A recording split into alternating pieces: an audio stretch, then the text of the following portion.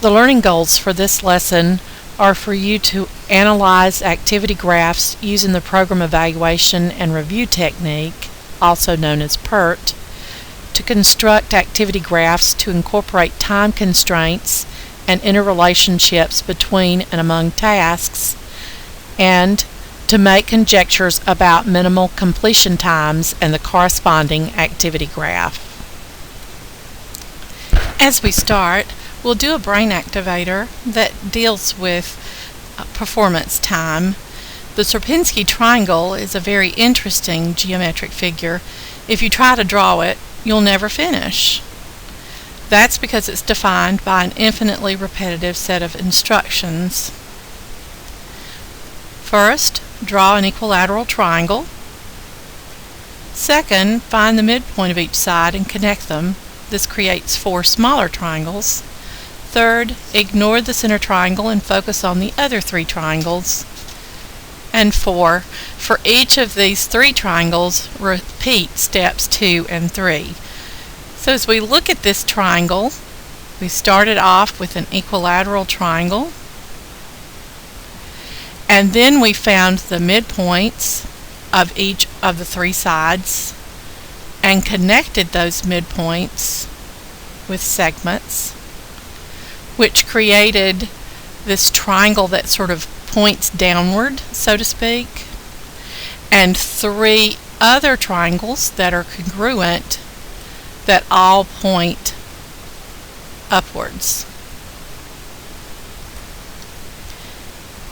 Step 4 says, for each of these 3 triangles, repeat steps 2 and 3. Because we're going to forget this center triangle now, we're going to go to the 3 triangles that point upwards, and again find the midpoints, draw the segments connecting the midpoints, and then we'll ignore the triangle that points downward, and we'll find the midpoints of the 3 triangles that point upwards and connect those with segments. And again, it's going to create the triangle that points downward and then the triangles that point upwards that are smaller. And you can see how this process would, if we continued and were able to continue, last forever. Well, that's not exactly what we're going to do with it today. Instead, we're going to take a smaller version of this triangle. Notice that there are 3 iterations of the process that we just described, and we're going to think of this figure as Sierpinski did. The triangles with points upwards are countries.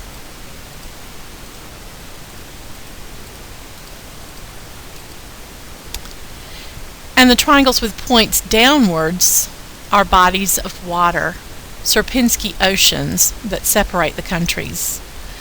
Using this interpretation of countries, color a copy of the map with as few colors as possible. Leave the Sierpinski oceans uncolored. Then construct a graph for your map. Color the graph with as few colors as possible. Please pause the video as you work. Let's do a quick check. Here's an example of problem 1's solution.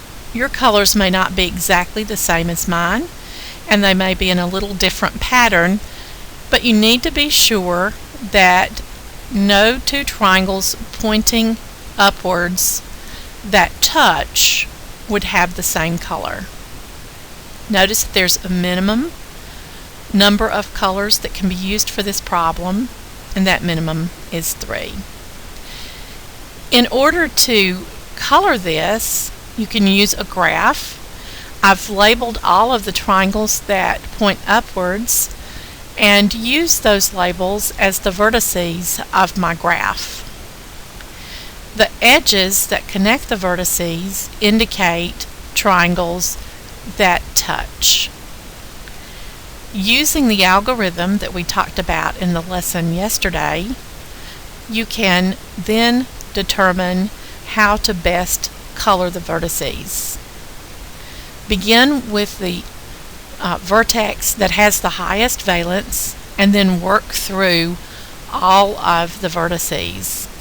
And once I did, I got a colored graph that looked like this.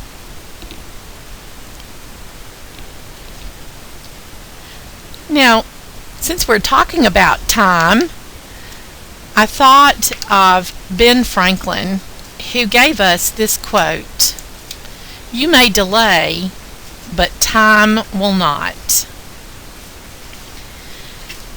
What Ben was saying is that you do not have to be on time, but the clock keeps ticking because time does not stand still. Managers have to deal with the issue of time daily. When they have a task they need to accomplish, or more specifically a large project they need to work with, they are usually constrained by some type of time frame.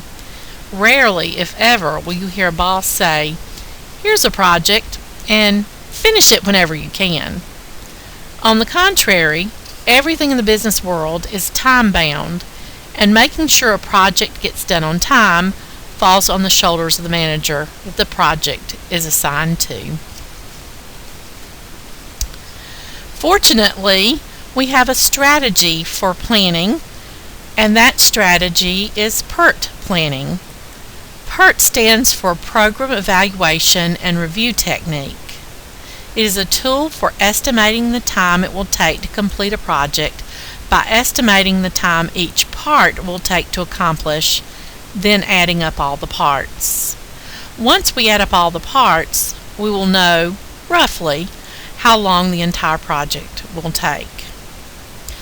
PERT is a sophisticated tool that's used in planning, scheduling, and controlling large projects consisting of a number of activities independent of one another and with uncertain completion times. It is commonly used in research and development projects. Let's look at the steps for using PERT. PERT planning involves, first of all, identifying activities and milestones. These are the tasks required to complete the project, the events that mark the beginning and end of each activity, and we generally list these in a table. Second, determine the proper sequence of activities. This step may be combined with the first step if the order in which activities must be performed is relatively easy to determine. Third, construct a network graph.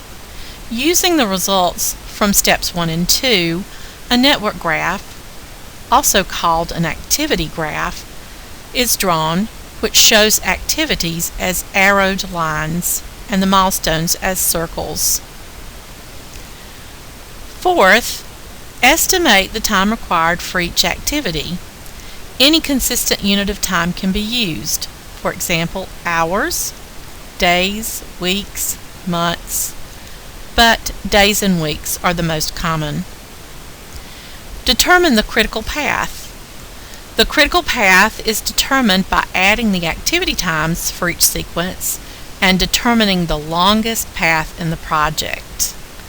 If the activity time for activities in other paths is significantly extended, the critical path can change. The amount of time that a non-critical path activity can be extended without delaying the project is referred to as its slack time. And finally, update the PERT chart as the project progresses.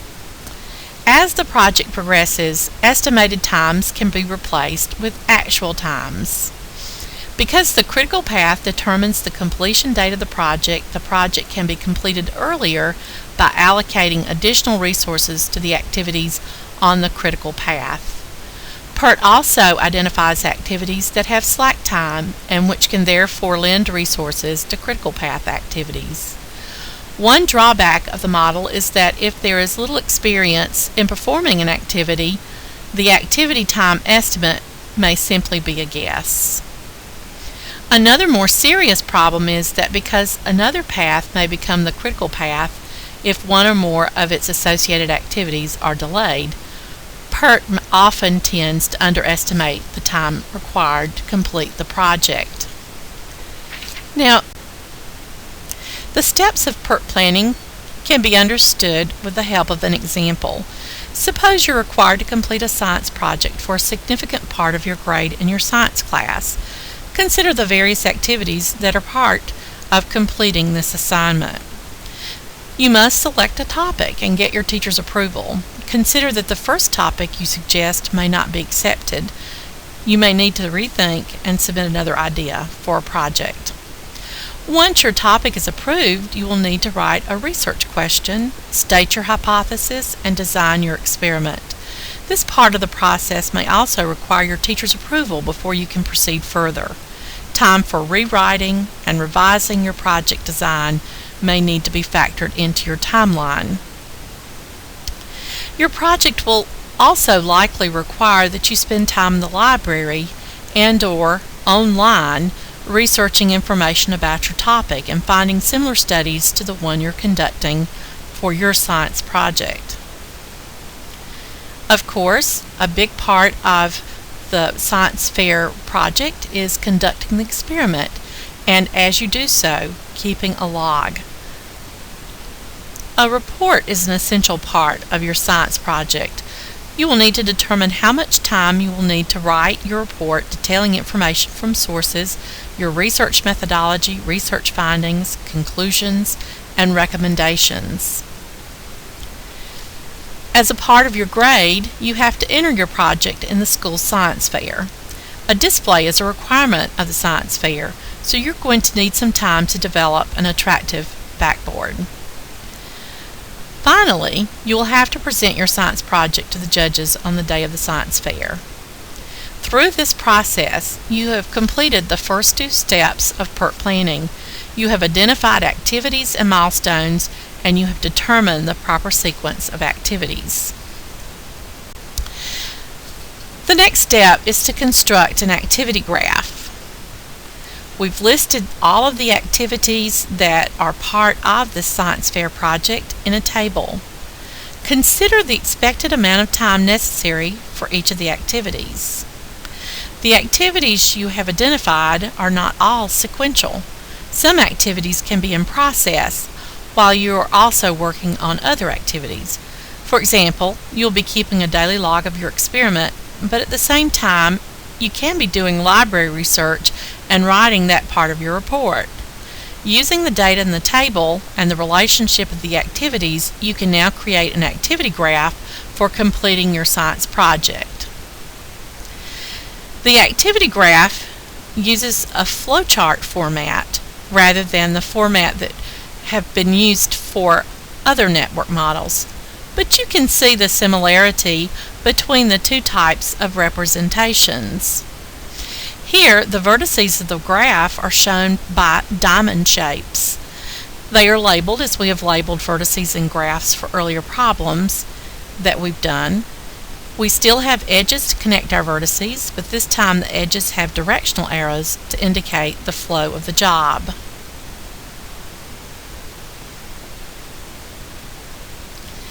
Now you need to estimate the time required for each activity.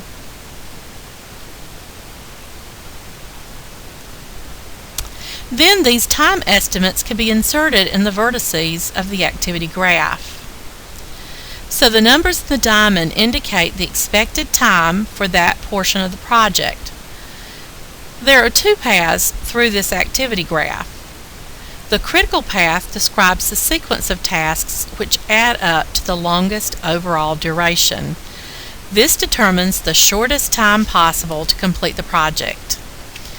In order to identify the critical path, the length of time that each task will take must be calculated. As we start here, we can go on this path through the graph, and adding up our numbers, we would then compare with the total through this part of the graph.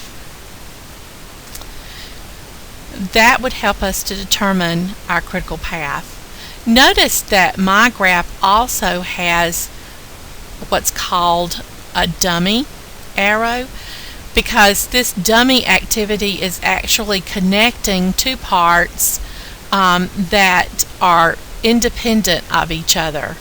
But it is going to be important that when we write our report of our experiment and our findings, that we have actually completed the experiment itself. So they are connected in that way, but they're not time dependent on each other. As we look at the two possible paths, we can see that the critical path is the upper one, because when we add up those numbers, we get 41, which is greater than the second path. So this is the minimum amount of time that we need to budget for doing our science fair project.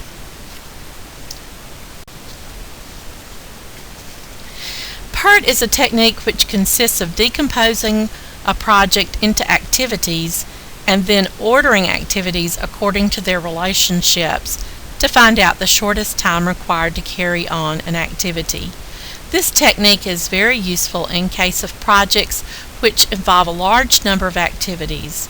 It makes the project manager list out all of the possible activities, their relationships, find out which activities can be performed first, which next, and which can be performed simultaneously, so as to find out the best possible manner of completing the project. A good activity graph goes a long way in reducing costs and in meeting goals. In this lesson, you have learned to analyze activity graphs using the program evaluation and review technique called PERT, to construct activity graphs to incorporate time constraints and interrelationships between and among tasks, and to make conjectures about minimum completion times and the corresponding activity graph. As you work on the activity lesson for this particular lesson, you will want to review back over this video.